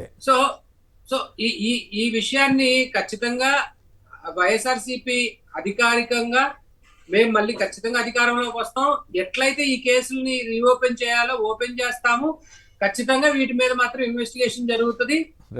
మళ్ళీ ఖచ్చితంగా చంద్రబాబు నాయుడు గారికి లేకపోతే దోషులు ఎవరైతే ఉంటారో ఖచ్చితంగా శిక్ష అనేది పడుతుందండి. రైట్, సాధ్యమవుతుందా? సిఐడి తీరు తెన్నులు వీటి మీద దీనికి భిన్నంగా ఏమైనా ఉంటుందా పురుషోత్తమ్ రెడ్డి గారు? కొమ్మినేని గారు, ఇక్కడ 2 పరిణామాలు. ఒకటి, ఈ దశలో చంద్రబాబు గారు బెయిల్ రద్దు పిటిషన్ సాధ్యం కాదు. ఎందుకంటే 7 సంవత్సరాల లోపు ఉన్న వాళ్ళకి 60 రోజుల్లో బెయిల్ రావాలి. 7 సంవత్సరాల శిక్ష పైనుండే కేసులకి 90 రోజుల్లో బెయిల్ మస్ట్. నువ్వు ఏమైనా విచారణ చేసుకో. కానీ చంద్రబాబు గారు ఇదంతా దాటిపోయింది కాబట్టి బెయిల్ రద్దు అనేది ఇప్పుడు సాధ్యం కాదు. కానీ ఇక్కడ జరుగుతున్న పరిణామాలు 2 ఆశ్చర్యకరంగాను, చివరికి చంద్రబాబు నాయుడు గారు ఈ కేసులన్నీ సిబిఐకి పోయే పరిస్థితి ఆయన సృష్టించుకుంటున్నాడు. 2 తప్పులు జరిగాయి. ఇప్పుడు ఉదాహరణకు బెయిల్ పిటిషన్ రద్దు చేయమని ఎవరు సుప్రీంకోర్టుకి వెళ్ళింది? సిఐడి, సిట్ వెళ్ళింది. సిట్ అది ఏ అధికారం ఉండే కానీ వాళ్ళే రద్దు చేయమని పోయినారు. ఇప్పుడు ఆ రద్దు చేయమని పోయిన ఈ 2 సంస్థలు ఇప్పుడు ఆ మాట అనట్లేదు. అంటే పరిపాలన మారిన వెంటనే ఇప్పుడు ఒక అనుమానం వస్తుంది కదా కోర్టులకి, ఒకే సంస్థ ఒకే కేసులో ఒకసారి రద్దు చేయమని కోరుతుంది, ఇప్పుడు రద్దు వచ్చినప్పుడు కామ్ అయిపోతుంది. మరి అడగాలి కదా, గౌరవ సుప్రీంకోర్టు వారు ఆ మాట అడిగారా? అంతేకాకుండా చిన్న పాయింట్ కూడా మీరు సమాధానం చేయాలి, మీరు మీ వ్యాఖ్య చెప్పాలి. గతంలో జగన్ గారి కేసుల్లో బెయిలే రద్దు చేయాలంటూ రఘురామకృష్ణరాజు గారు ఇంకెవరెవరు వేశారు కదా, వాటి మీద విచారణ సాగించింది కదా, తర్వాత అనుమతించకపోతుంది. కానీ ఈ కేసులో మాత్రం జర్నలిస్ట్ ని ఆగ్రహం వ్యక్తం చేసినట్టుగా వార్తలు వచ్చినాయి. మరి న్యాయ వ్యవస్థ కూడా కరెక్ట్ గానే ఉందని అనుకోవాలా? పురుషోత్తమ్ రెడ్డి గారిని మాట్లాడండి. పురుషోత్తమ్ రెడ్డి గారు ఒక్క నిమిషం. ఇక్కడ చంద్రబాబు నాయుడు గారు బెయిల్ రద్దు చేయాలంది ఆయన కోర్టుకి తప్పుడు సమాచారం ఇచ్చారని ఒకటి, రెండోది వచ్చేసి ఆయన బెయిల్ కండిషన్స్ ను ఉల్లంఘించారని. అవును, కరెక్ట్. పాయింట్ ఏంటంటే నా దృష్టిలో బెయిల్ రద్దు అప్రాపరేట్ డిమాండ్. ఎందుకంటే బెయిల్ ఇవ్వడం జడ్జి యొక్క విచక్షణ అధికారం, రద్దుకు ఒక బలమైన బెయిల్ పొందడం పౌరుడి హక్కు. 24 గంటలు జైల్లో పెట్టి జగన్ గారి దృష్టిలో అటు చేసినారు. ఇల్లీగల్ గా 16 నెలలు ఆయన అనవసరంగా జైల్లో పెట్టారు కాబట్టి అది ఆదర్శమేం కాదు. పాయింట్ ఏంటంటే ఈ రోజు 2 క్వశ్చన్స్ వస్తాయి. మీరు అడిగినట్టు రఘురామకృష్ణ అనే వ్యక్తి సంబంధం లేని కేసులో వ్యక్తి, పైపెచ్చు ఈ జగన్ గారి కేసు వచ్చినప్పుడు ఆయన రివర్స్ పాత్ర పోషించాడు. స్టార్టింగ్ లో జడ్జీలు అందరినీ ఇబ్బంది పెట్టినాడు. ఆయన వచ్చి ప్రజా ప్రయోజనాల కోసం పిటిషన్ వేస్తే సిబిఐ కోర్టులు అన్ని కోర్టులు విచారిస్తాయి. ఈ విమర్శ కోర్టులు ఎదుర్కోకుండాలంటే నిష్పక్షపాతంగా ఉండాలి. ఆ రోజు రద్దు ఒప్పుకోండకూడదు. జగన్ గారి కేసు వచ్చినప్పుడు కోర్టు ఒప్పుకోండకూడదు. ఎట్లా నీకేం సంబంధం అని కొట్టేస్తుంటే ఇప్పుడు బాగుండేది. ఇది ఫస్ట్ పాయింట్. రెండో పాయింట్ ఏంటంటే ఇప్పుడు ఉండవల్లి అరుణ్ కుమార్ గారు పిటిషన్ పెండింగ్ ఉంది హైకోర్టులో. ఏది ఈ కేసులు ఇద్దరు కొట్లాడుకుంటున్నారు కాబట్టి రాష్ట్రంలో నువ్వంటే నువ్వు అని దీన్ని సిబిఐకి ఇచ్చేయండి అని ఆ రోజే పిటిషన్ వేశాడు. అది ఇప్పుడు నడుస్తా ఉంది. తిలక్ గారు కూడా ఒక పిటిషన్ వేశాడు, అధికారంలోకి వచ్చింది వీలే కాబట్టి ఆయన పరిధిలో ఉన్న సమస్యలు ఎక్కడ పనిచేస్తాయి, ఆయన దాన్ని సిబిఐకి ఇమ్మన్నారు. దీనికి బలం చేకూరుస్తున్నాను. ఇప్పుడు నిన్న కోర్టులో బెయిల్ ఏ సమస్యలు అయితే బెయిల్ రద్దు చేయమని కోరినాయో అదే సమస్యలు బెయిల్ రద్దు పిటిషన్ వచ్చినప్పుడు మౌనంగా ఉన్నాయి, రివర్స్ పాత్ర పోషించినాయి. ఇప్పుడు ఏమవుతుంది, రెండు అధికారులు బదిలీ అయిపోయినారు. కాబట్టి చంద్రబాబు గారు ఎందుకు బదిలీ అవడమే కాదు, వాళ్ళ మీద కక్ష సాధింపు చర్యలు, సస్పెన్షన్లు, అరెస్టులు ఇవన్నీ జరుగుతున్నాయి కదా. అదే నేను అంటున్నాను, ఇది ఎందుకు చేస్తున్నారో తెలియదు కానీ తెలియజేస్తున్నారా కానీ కరెక్ట్ యాంగిల్లో పోతే ఇది మొదటకు వచ్చి ఇవన్నీ ఆధారాలు ఎందుకు సిబిఐకి అప్పుడు ఉన్నవాళ్ళు అరుణ్ కుమార్ చెప్పింది చిన్న ఆధారం, ఇద్దరు పరస్పరం విభేదించుకున్నారు కానీ ఇది పెద్ద ఆధారం అయిపోతుంది కదా. విచారణ సంస్థల అధికారులను పక్కకు పెట్టడం, మీరు అన్నట్టు చర్యలు తీసుకోవడం, అదనంగా ఒకే సంస్థ బెయిల్ రద్దు చేయమంటుంది, మళ్ళీ ఇప్పుడు మౌనంగా ఉంటుంది. కాబట్టి ఈ సంస్థ స్వతంత్రంగా పనిచేయదు. కాబట్టి సిబిఐకి ఇవ్వాలన్న డిమాండ్ కి ఈ రోజు ప్రభుత్వం వేసే అడుగులు అల్టిమేట్ గా వారికే నష్టం వస్తుంది. స్కిల్ స్కామ్ ఈడీ కూడా టేకప్ చేసింది, చంద్రబాబు గారి జోలికి వెళ్ళలేదు. ఇప్పుడు మొత్తం కేసు మొత్తం పోయినట్లేనా, 350 కోట్లు హుష్కాకేనా? నేనేమంటానంటే కేసు పోయినా పునర్విచారణ చేసే పద్ధతిగా కేసుకు హాజరై కొట్టించుకుంటే మంచిది. విచారణ జరపకుండా మీకు అధికారం ఉందని చేస్తే రేపు ప్రభుత్వం పునర్విచారణ చేసే అధికారం ఉంది. మన డీజీపీ గారు చెప్పారు కదా, 30 ఏళ్ల తర్వాత అయినా సరే ఫైల్ ఓపెన్ చేయొచ్చు కేసు ఉంటే అన్నాడు. కాబట్టి మళ్ళీ 4 ఏళ్లే కదా, మళ్ళీ సమస్య వస్తుంది. కాబట్టి 30 ఏళ్ళకి 10% కదా. కాబట్టి ప్రభుత్వం ఎవరైనా అదే నేను అంటుంది. పాయింట్ ఏంటంటే విచారణ పద్ధతిగా చేసుకుని కేసు ముగించేస్తే ఒక పద్ధతిగా ఉంటుంది. మన చేతిలో అధికారం ఉంటే వాళ్ళ చేతిలో అధికారం ఉంటుంది, మళ్ళీ పునర్విచారణ చేస్తారు. రైట్. ఇక ఫైనల్ గా రాంభూపాల్ గారు ఈ అభివృద్ధికి మనది సుస్థిర మోడల్ అని ప్రతిపక్షం అంతా కూడా ఇష్టమైనట్లు తప్పుడు ప్రచారం చేస్తోందని చంద్రబాబు గారు అంటున్నారు. నిజంగానే వాట్సాప్ గవర్నెన్స్ తోటి 4 పిల్లల కంటే 400 ఎకరాలతో సమానమేనా? ఆ పరిస్థితి వచ్చేసినట్టేనా? పేద ప్రజలందరూ కూడా పిల్లలుగానే పనిలో ఉండండి పేదలకే వర్తిస్తుందా? ఓ పక్కేమో ఆయన తల్లికి వందనం ఇతర హామీలు ఏమీ నెరవేర్చలేదు కానీ పిల్లలు మాత్రం కనమని సలహా ఇస్తున్నారు. మీరేమంటారు? సార్, ఒకటి వాట్సాప్ గవర్నెన్స్ ద్వారా మొత్తం ప్రభుత్వ సేవలన్నీ కూడా ప్రజలకు అందుబాటులోకి వస్తాయి. మీరు ఎక్కడికి పోకుండా ఇంటి నుంచే పని చేసుకోవచ్చు. అంటే వాలంటీర్లకు పోటీగా పెట్టినట్లు కదా ఇది. అదే చెప్తున్నాను సార్, మొబిలిటీ ఉంటుంది అని చెప్తున్నారు.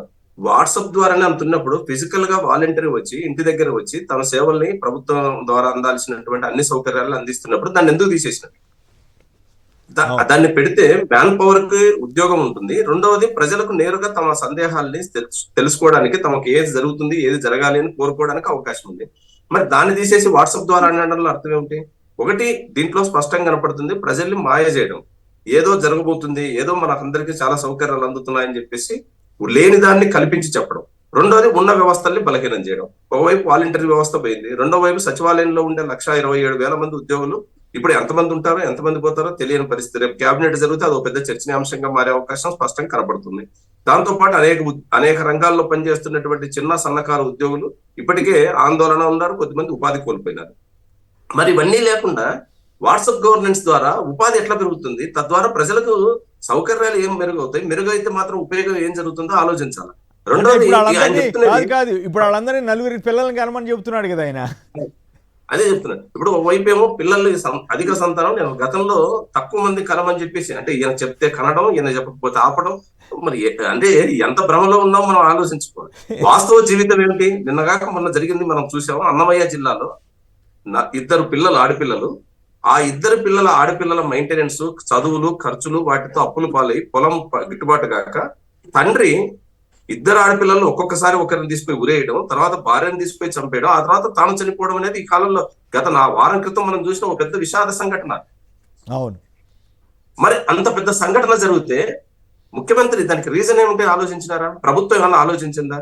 వాస్తవానికి అతను కౌలు రైతు, అక్కడ పంట వేసుకున్నాడు, పంట గిట్టుబాటు కావడం లేదు. ఈ రోజు వరికి గిట్టుబాటు ధర పరిస్థితి లేదు, తాను పండించిన దానికి ఎటు భవిష్యత్తు లేదు, పిల్లల్ని ఎటు పెళ్లి చేయడం ఇబ్బంది అని చెప్పి చనిపోయాడు. 2 ఆడపిల్లల్ని పోషించుకోలేని వాడికి 4 పిల్లల్ని కానండి 400 ఎకరాల ఆస్తికి సమానం అని చెప్తున్నారంటే ఏం చెప్పదలుచుకున్నాం? ఒకటే అంటుంటారండి, వయసు పెరిగేంత కొద్దీ మాటలు ఏవో వేరువేరుగా వస్తాయని అదన్నా ఉండాలా, లేదా తాను ఏం చెప్పినా అదే నిజం అని చెప్పేసి ఆయన నమ్మి ప్రజలందరినీ నమ్మమని కోరుకునే గుణం అని ఉండాలి. ప్రజలు వాస్తవ జీవితాలను చూస్తారు. నేను సంక్రాంతి పండగ రోజు బట్టలు తెచ్చుకోవడానికి ప్రజలు పోతున్నారు, షాపుల దగ్గర క్యూలు పెరుగుతున్నాయి అంటే అర్థం ఏంటి? ముందు రోజు డబ్బులు లేవు. ఎక్కడో చోట పండగ పూట కనీసం చిన్నపిల్లలకి ఏదో కొనడం కోసం అక్కడికి పోతున్నారు. షాపులన్నీ సంక్రాంతి పండగ సందర్భంలోనే కిరాణా షాపుల దగ్గర జనం పోగవుతున్నారు. అంటే అర్థం ఏమి, ముందు రోజు తెచ్చుకోలేని పరిస్థితి ఉంది. కాబట్టి ఈ వాస్తవాల్ని గుర్తించకుండా ఇప్పటికే సుమారు 4,800 కోట్ల రూపాయలు గత 8 నెలల్లో రాష్ట్ర ప్రజలకు వివిధ స్కీమ్స్ ద్వారా గతంలో అందిన స్కీమ్స్ డబ్బులు ఆగిపోయినాయి. 4,800 కోట్ల రూపాయలు టర్న్ ఓవర్ ఆగింది. ఈ టర్న్ ఓవర్ ఆగడం అనేది ప్రజల జీవితాల్లో ఖచ్చితంగా ప్రభావం కలిగించి ఉంటుంది. మరి దానికి నువ్వు ప్రత్యామ్నాయం ఏం చేయగలిగినావు? దానివల్ల ప్రజలకు ఏమన్నా అదనపు బెనిఫిట్ వచ్చిందంటే అప్పుడు 4 పిల్లలు కానీ మాకు ఇంకా డబ్బులు మిగులుతున్నాయి, పిల్లలు ఎక్కువ ఉంటే నాకు ఇంకా బలం ఉంటుందని చెప్పి ఎవరు అంటున్నారు? ఆస్తి పరులు ఎవరు కనడం, ఆదాని కనడు, అంబానీ కనడు, చంద్రబాబు నాయుడు కనరు. ఎవరు అంటున్నారు? పేదలు అంటున్నారు. ఎందుకంటే వాళ్ళకి ఆస్తి ప్రజలు పిల్లలే అనుకుంటున్నారు కాబట్టి వాళ్ళకి అంటున్నారు. అట్లాంటి వాళ్ళని మరింత ప్రోత్సహించి ఇంకా పేదరికంలో, దరిద్రంలో, శ్రమను అమ్ముకునే, తేలిగ్గా అమ్ముకునేటువంటి బాండెడ్ లేబర్ ను సృష్టించడానికి ప్రయత్నాలు జరుగుతున్నాయి. ఈ రోజు కేవలం చంద్రబాబు నాయుడు గారు కాదు, ఆర్ఎస్ఎస్ వాళ్ళు అదే చెప్తున్నారు. మీరు పిల్లల్ని ఎక్కువగానే, వాళ్ళేమో హిందూ మత రక్షణ కోసం అంట, ఈయనేమో కార్పొరేట్ కంపెనీల దగ్గర పనిచేసే కూలీల కోసం. నిజమైనది మాటలు ఏమున్నాయని కాదు, మాటలు వెనకుండే మర్మం ఏమిటనేది మాత్రం ఈరోజు ప్రజలు గుర్తించాలా. కాబట్టి చంద్రబాబు నాయుడు గారికి మన రాష్ట్ర ప్రజల సంతానం పెరగడం మీద ఇంట్రెస్ట్ లేదు. అదే ఉంటే కేంద్రాన్ని నిలయండి. మీరు డీలిమిటేషన్ లో జనాభా ప్రాతినిధ్యం ప్రకారం మాకు ఎందుకు నిధులు తగ్గిస్తున్నారు, సీట్లు ఎందుకు తగ్గిస్తున్నారు, నియోజకవర్గాలు ఎందుకు కుదించాలని ప్రయత్నాలు చేస్తున్నారు, అక్కడ నిలయండి. మీరు అక్కడ నిలయడు, ఇక్కడ మాత్రం పిల్లలు కనమని ఉద్బోధ చేస్తారు. దీనివల్ల ఉపయోగం చంద్రబాబు గారికి మాత్రం ఈ సూత్రం వర్తించదా? చంద్రబాబు గారి కుటుంబానికి మాత్రం ఇప్పటికే ఒక్క మాట, ఇప్పటికే వ్యవసాయంలో ఉండే, వ్యవసాయం మీదనే ఆధారపడినటువంటి రైతు కుటుంబాల్లో మగపిల్లలకు పెళ్లిళ్ళు కావడం లేదు. ఫ్యాక్ట్ అది. కళ్ళెదురు సత్యాన్ని మీరు గుర్తించాలా అని చెప్పేసి పచ్చి నిజం చెప్పారు. చాలా మంది చెబుతుంటారు వ్యవసాయంలో ఇప్పుడు పరిస్థితి చాలా దారుణంగా ఉంది, ఆ పిల్లలు, యువకులు అటు వెళ్ళడానికి కూడా ఇబ్బంది పడే పరిస్థితి క్రియేట్ అవుతుంది. దాన్ని మార్చాలి కదా ముందు. కరెక్ట్గా చెప్పారు. రైట్. ఇప్పుడే ఒక లేటెస్ట్ బ్రేకింగ్ వార్త ఒకటి వచ్చింది. ప్రముఖ నటుడు సైఫ్ అలీ ఖాన్ మీద ఆయన దాడి చేశారంటే ఎవరో ఆగంతకుడు, ఆయన్ని బాలీవుడ్ నటుడు సైఫ్ అలీ ఖాన్పై దాడి. ముంబై నివాసంలో కత్తితో దాడి చేసిన దుండగుడు సైఫ్ అలీ ఖాన్కి తీవ్ర గాయాలు. ముంబై లీలావతి ఆసుపత్రిలో సైఫ్ అలీ ఖాన్కు చికిత్స. తెల్లవారుజామున 2 గంటల సమయంలో ఈ ఘటన జరిగిందటండి. అది లేటెస్ట్గా వచ్చినటువంటి వార్త. రైట్. మళ్ళీ మనం దీంట్లోకి వెళదాం. రామారావు గారు మంగళగిరి నుంచి సంక్షిప్తంగా మాట్లాడండి. రైట్. నాగరాజు గారు ఆదోని. నమస్తే సార్. నమస్తే, మాట్లాడండి. పెద్దలందరికీ గుడ్ మార్నింగ్ సార్. నమస్తే. సంక్షిప్త సార్, మీరు ఇంట్రెస్టింగ్ టాపిక్స్ 2-3 విషయాలు బాగా మాట్లాడారు సార్. 2-3 విషయాల గురించి. ఒకటి సార్, మీరు ఇప్పుడు చెప్పారు వాట్సాప్ గవర్నెన్స్ అని చెప్పేసి. ఆ వాట్సాప్ గవర్నెన్స్ తీసుకొస్తే మంచిదే, కానీ అది ఎంత వయబుల్? స్లమ్ ఏరియాస్ లో ఉంటది. ఇప్పుడు నేను సచివాలయ ఉద్యోగి సార్, ఒక స్లమ్ ఏరియాలో చాలా మందికి వాట్సాప్ సంబంధించిన అవేర్నెస్ ఉండదు, ఫోన్స్ ఉండవు. అవును. అంటే చంద్రబాబు గారి లక్ష్యం అంతా పెద్దవాళ్ళు, డబ్బులు ఉన్నవాళ్ళు, వీళ్ళ గురించేనేమో.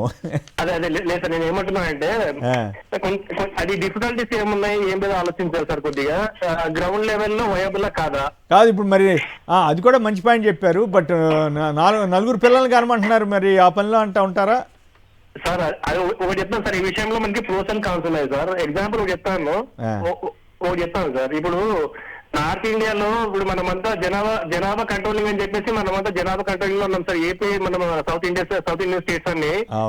నార్త్ ఇండియాలో పాపులేషన్ కోసం వాళ్ళకి ఎంపీ సీట్లు ఎక్కువ ఇస్తామంటున్నారు, మనకి ఏం పెంచుతారులే అని చెప్పి డౌట్ ఉన్నారు సార్. అది ఒక యాంగిల్. కానీ వ్యక్తిగత జీవితం అది ఏమో రాజకీయంగా కానీ అడ్మినిస్ట్రేషన్ పరంగా, కానీ వ్యక్తిగతంగా వచ్చేసరికి ఎవరికి వాళ్ళు పోషించుకోవాలి కదా, అది కదా సమస్య. అదే సార్, ఏమంటారు అంటే వీళ్ళు నేను ఏమంటారు సార్, ఏ దానికైనా సరే వీళ్ళు బేసిక్ రిక్వైర్మెంట్స్ మీరు 4 కన్నా అన్నప్పుడు ఏం ఇస్తాము, ఏం లేదు దానికి అన్నప్పుడు అది పోషించుకోవాలా. అది ఈ పాయింట్ బాగా చెప్పారు. రైట్. వినయ్ గారు మంగళగిరి నుంచి. వినయ్ గారు. సార్ నమస్తే శ్రీనివాస్ సార్. నమస్కారం అండి.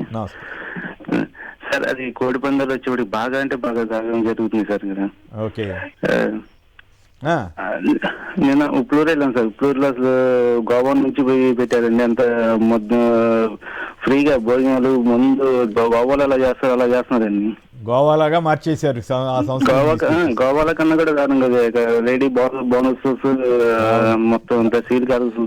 అదేమంటే 2047కి స్వర్ణాంధ్ర రావాలంటే ఇవన్నీ చేయలేము. లేడీ బౌన్సర్లను కూడా తీసుకొచ్చి పెట్టాలేము. రైట్. పురుషోత్తమ రెడ్డి గారు చెప్పండి, ఈ 4 పిల్లల గొడవ ఏంటి? స్థానిక ఎన్నికల్లో కూడా 4 పిల్లలు ఉంటే 2 కంటే మించి ఉంటేనే స్థానిక ఎన్నికల్లో పోటీ అంట. ఇదేం కొత్త సూత్రం పెడుతున్నారు, 400 ఎకరాలంట వచ్చినట్టేనంట 4 పిల్లల కంటే, సాధ్యమేనది? పైగా అభివృద్ధికి సుస్థిర మోడల్ అని చెప్తున్నారు. ప్రాబ్లం ఏంటంటే పాపులేషన్ స్టడీస్ ఇంటర్నేషనల్ ఒక స్టడీస్ ఉంది, అంతే ఐక్యరాజ్య సమితి సారథ్యం జరిగింది. జపాన్, జర్మనీ లాంటి దేశాల్లో నిజ జీవితం పెరిగిపోతా ఉంది, పిల్లలు తగ్గడం వల్ల యూత్ పాపులేషన్స్ పడిపోతా ఉంది, అది భవిష్యత్తులో పారిశ్రామిక అభివృద్ధికి కానీ డెవలప్మెంట్కి నష్టం వస్తుందని వాళ్ళు పిల్లలు పెంచే పని వాళ్ళు చెప్తున్నారు. ఇంక్లూడింగ్ చైనా కూడా ఒకప్పుడు తగ్గించమన్నారు, ఇప్పుడు పెంచమని చెప్తున్నారు. చైనా జనాభా ఎక్కువ కానీ యూత్ తగ్గిపోతున్నారని. అయితే భారతదేశాన్ని దీన్ని మాట్లాడేటప్పుడు మనం గమనంలో పెట్టుకోవాల్సింది మన అంతరాలు ఎక్కువ. ఇప్పుడు చైనా, జపాన్, జర్మనీలో అంతరాలు లేవు. భారతదేశంలో లాగా నిరుపేదలు హైయెస్ట్ ఉండేవాళ్ళు తక్కువ, అంతరాలు తక్కువ ఉన్నప్పుడు ఎవరి పిల్లలు కన్నా కూడా యూత్ అవుతుంది. కానీ రాంభూపాల్ గారు చెప్పినట్టు ఇక్కడ ఆంధ్రప్రదేశ్ లో తీసుకున్నప్పుడు వ్యవసాయ కార్మికుడు ఇంకో 2 పిల్లలు అన్నాడు అనుకోండి, యూత్ ఎట్ అవుతా ఉంది, పరిస్థితి భారం అయిపోతా ఉంది. కాబట్టి ఈ అంతరాలు ఉన్న భారతదేశంలో ఆ సూత్రాన్ని ఎట్టమలు చేయాలి. కానీ చంద్రబాబు గారికి ఉన్న ఒక మంచి లక్షణం ఏంటంటే ప్రపంచంలో ఏది జరిగినా మనం గట్టిగా మాట్లాడేస్తే దానికి మనం ఆద్యుడైపోతాము అనేది ఒక మొదటి నుంచి ఉన్న అలవాటు కదా. కాబట్టి మమా అనే టైప్. కాబట్టి చంద్రబాబు గారు చెప్పిందని నేను తప్పు పట్టను. ఖచ్చితంగా యూత్ తగ్గుతా ఉంది భారతదేశంలో, ఇది 20 ఏళ్ల తర్వాత ప్రమాదం అవుతుంది. కాబట్టి దూరదృష్టి కరెక్టే, 47 వరకు మాట్లాడుతున్నాడు. కాబట్టి నా పాయింట్ ఏంటంటే భారతదేశంలో అమలు చేసేటప్పుడు ఆంధ్రప్రదేశ్ లో అంతరాలు ఎంత ఉన్నాయి పేదలకి ధనికులకు, ఇట్లాంటి టైంలో ఈ సూత్రాన్ని జపాన్, జర్మనీ, చైనా సూత్రాన్ని మనం అమలు చేయగలమా? అమలు చేయాలంటే ఏ పద్ధతిలో అనేది సావధానంగా చర్చ పెట్టాలి తప్ప ఐక్యరాజ్య సమితిలో జరుగుతున్న చర్చని యాజ్ ఇట్ ఈజ్ గా మనం ఇంప్లిమెంట్ చేస్తామని మాట్లాడేస్తే ఆయన చెప్తాడు వింటారని నేను అనుకోను. ఎందుకంటే భరించాలి కదా. కాదు 400 ఇప్పుడు అట్లా కాదుగా. ఇప్పుడు తను కుటుంబంలో కానీ తన బంధువుల్లో కానీ ఆచరణ చూపిస్తే తర్వాత చేయండి అంటే చెప్పొచ్చు. P4 అంటారు. ధనికులంతా డబ్బులు ఉన్న వాళ్ళంతా పేదలను దత్తత తీసుకోవాలంటారు. ముందు వారి కుటుంబము, వారి బంధువులు, స్నేహితులు వీళ్ళందరూ చేసి చూపించాలి కదా. తెలుగుదేశం మంత్రులు, chief minister, deputy chief minister, ఎమ్మెల్యేలు వాళ్ళు చేసి ఇగో మేము 1,000 మందిని దత్తత తీసుకున్నాం, 1,000 మందిని పైకి తీసుకొస్తున్నాం మా సొంత డబ్బులతో అంటే పర్వాలా. ఇవేమి లేకుండా ఈ కబుర్లు చెప్తే జనం నమ్ముతారా? దత్తత తీసుకునే వాళ్ళు దేశంలో చాలా మంది పద్ధతిగా చాలా మంది తీసుకుంటారు. వాళ్ళు ఎవరు చెప్పట్లేదు దత్తత తీసుకోమని, ఒకటి చెప్పడు, వాడు తీసుకుంటుంటాడు. కాబట్టి ఈ దత్తత తీసుకోమని జరిగే ఒక మంచి సాంప్రదాయాన్ని ఆల్రెడీ సమాజంలో ఉంది కదా. ఎంతమంది, ఎన్ని వందల మంది, వేల మంది దత్తత తీసుకొని పేదలను కాపాడుతున్నారు, దాంట్లో డౌట్ ఏం లేదు. అది చెప్పండి. కానీ అది సూత్రం, అది ఒక ఫిలాసఫీ మన సమాజంలో ఉంది కదా, దాతలు వాళ్ళందరూ దాన్ని ప్రోత్సహించాలని కాబట్టి వాళ్ళకి సన్మానం చేయండి, అంతే తప్ప మనం చెప్పినట్టు ఇంక కొత్తగా ఎవరో దత్తత తీసుకోబోతున్నట్టు ఇది వద్దంటున్నాను. జరుగుతున్న ప్రయత్నాన్ని అభినందించండి, సన్మానం చేయండి వాళ్ళందరికీ తప్ప మీరు కొత్తగా మీరు చెప్తే ఇంక కొత్తగా దత్తత తీసుకుని చెప్తే వింటారా? వాళ్ళు మానసికంగా వచ్చి ఇంట్రెస్ట్ ముందు వాళ్ళు చేసి చూపించాలి కదా. ఈ నా వల్లే మొత్తం కోటీశ్వరులు అయిపోయారు ఇదని చెప్తున్నాడు. మరి ఆయన నిజంగా ఇందాక రాంభూపాల్ గారు అన్నట్టు ఆయన భ్రమంలో ఉండి జనాన్ని కూడా భ్రమ పెట్టాలని చూస్తున్నారు. ఏం పాడు ఆయన భ్రమలో లేదులేండి, మన వాళ్ళు భ్రమలో పెట్టాలని చూస్తున్నారు. ఆయన ఏం భ్రమలో లేరంటారా? ప్రాక్టికల్ గా ఉంటారు. రైట్. శ్రీధర్ గారు ఫైనల్ గా. కొమ్మినేని గారు, చంద్రబాబు నాయుడు గారు ఏదైనా కానీ సూత్రం 10 మందికి చెప్తారు కానీ ఆయన ఫాలో అవ్వరండి. నీతి నిజాయితీ, నేను 95 సీఎం చూస్తారు, అది ఇది అని అన్ని చెప్తారు కానీ ఏది ప్రాక్టికల్ గా పాసిబిలిటీ లేదు. నిజంగా స్థానిక సంస్థలకి 2 పిల్లలు ఉంటేనే పోటీ చేయాలనేది, అసెంబ్లీకి కూడా మా రాష్ట్రం నుంచి అలాగే టికెట్లు ఇస్తామని చెప్తే ఆయన కొడుకు 2 అనర్హులు అవుతారు కదా అసెంబ్లీ ఎలక్షన్స్ కా, అసెంబ్లీ పార్లమెంట్ ఎలక్షన్స్ కి. సో ముందు ఆయన టికెట్ ఆయన ఫ్రీ చేసేది ఆయన ఫాలో అయ్యి, నేను స్వచ్ఛందంగా నాకు ఒక్కడే పిల్లాడు, నా కొడుక్కి ఒక్కడే పిల్లాడు కాబట్టి మేము మా ఇద్దరికి టికెట్లు ఇవ్వట్లేదు, మిగిలిన వాళ్ళందరూ టికెట్లు ఇస్తున్నాం అని చెప్పి ఒకసారి వచ్చారనుకోండి బాగుంటది కదా. ఇలాంటివి చెప్పడం అనేది నిన్న చోట చెప్తున్నారండి, ఆర్టిఫిషియల్ ఇంటెలిజెన్స్ ని ఏ విధంగా పనిచేయాలో నేను టెస్ట్ చేస్తున్నాను అంటారు. మొన్న చూసాం ఆయన ఏ విధంగా పనిచేశారో తిరుపతిలో అని ఆర్టిఫిషియల్ ఇంటెలిజెన్స్ తోటి. సో ఇలాంటివన్నీ కూడా చంద్రబాబు నాయుడు గారు చెప్పేది ఒకటి చేసేది ఒకటండి. సో రాష్ట్ర ప్రజలు మాత్రం ఎందుకు వచ్చిందా ఈ ప్రభుత్వం అని చెప్పి బాధపడే రోజుల నుంచి నెక్స్ట్ స్టేజ్ లోకి డిప్రెషన్ లోకి వెళ్ళిపోతా ఉన్నారు. ఖచ్చితంగా ఈ ప్రతి ఒక్కటి చూడండి, కోళ్ళ పందాలు లేదు, పోలీసులు ఫ్రీగా పనిచేస్తున్నారు, ఇండిపెండెంట్ గా పనిచేస్తున్నారు అని చెప్తారు. చూస్తేనేమో ఇలా పోలీసుల మీదకి తిరగబడే స్టేజ్ కి నిర్వాహకులు వచ్చారు, అయినా కానీ ఏం మాత్రం చర్యలు లేవంటే ఎక్కడ పోతుంది రాష్ట్రం అనేది మనం ఆలోచించాలండి. రైట్. ఫైనల్గా రాంభూపాల్ గారు మీరు చెప్పండి, P4 మీకు ఆమోదయోగ్యమైన P4 కొత్త విధానం అంటే 10% మంది పై ఉన్న వాళ్ళు కింద 20% మందిని పైకి తీసుకురావాలని చంద్రబాబు గారు రోజు ప్రచారం చేస్తున్నారు. సంక్షిప్తంగా చెప్పండి. P4 అనేది ప్రైవేటీకరణలో భాగం. అది గతంలోనే ఉంది. 3PP ఇప్పుడు 4Pలు అదనంగా చేర్చినాడు. ప్రైవేటీకరణలో భాగం. అది ప్రైవేటీకరణ చేస్తున్నామని దాన్ని మరుగుపరచడానికి ఈ 80% మంది పేదల నుంచి కొద్ది మందిని మీరు దత్తత తీసుకోమని చెప్పేసి మరుగుపరిచేటువంటి ఒక మాయ అది. యాక్చువల్ గా అది చిన్న అంశం. అసలైంది ప్రభుత్వంలో ఉండే వైద్యాన్ని, ప్రభుత్వంలో ఉండే పాఠశాలలు, ప్రభుత్వ రంగంలో ఉండే అనేక సంస్థల్ని ప్రైవేటీకరించడం అనేది P4 లో ప్రధానమైనటువంటి అంశం. ఇప్పుడు రోడ్లు, రాష్ట్ర రోడ్లకు కూడా టోల్ ట్యాక్స్ వేయాలనేది P4 లో భాగం. అసలు విషయాల నుంచి ప్రజలు మళ్ళీ, అంటే మేము పేదరికంలో ఉంటే ఎవడో దాత వచ్చి మమ్మల్ని ఆదుకుంటాడు. సినిమాల్లో కదా హీరోలు వచ్చి ఆదుకున్నట్లు ఇప్పుడు ఇక్కడ దాతల కోసం ఎదురు చూడాలి పేదలు. ఈ దౌర్భాగ్యం ఎందుకు? స్వతంత్రంగా బతికే ధైర్యాన్ని, వాళ్ళకు ఉపాధిని పెంచే పనులు చేపట్టండి. అది వదిలేసి ఇప్పుడు విశాఖపట్నంలో ఉక్కు ప్రైవేటీకరణ అవుతుంటే దాని గురించి మాట్లాడటం, మిట్టల్ కంపెనీ గురించి మాట్లాడతారు. కాబట్టి P4 అనేది టోటల్ గా ప్రైవేటీకరణలో భాగం. రైట్, బాగా చెప్పారు. మీరు చెప్పినట్టుగా వాళ్ళు మెయిన్ రోడ్లకే కాదంట, సర్వీస్ రోడ్లు అంట. ఆయన ఎవరో తెలుగుదేశం వాళ్ళు ఎవరో అడ్డం పడి డబ్బులు వసూలు చేయడం మొదలు పెట్టేశారంట. అదేమంటే 2 లక్షలు మేము పాడుకున్నామని చెబుతున్నాడు కృష్ణా జిల్లాలో. కోడి పందాలకి వెళ్ళే వాళ్ళ కోసం అది. ఓకే, అది కూడా టోల్ గేట్ పెట్టేశారంట వాళ్ళు. ఆ రకంగా రాష్ట్రం నడుస్తూ ఉంది. రైట్, పురుషోత్తమ్ రెడ్డి గారు, శ్రీధర్ రెడ్డి గారు, రాంభూపాల్ గారు, అందరూ ధన్యవాదాలు. ఇది నేటి చర్చ కార్యక్రమం. నమస్కారం.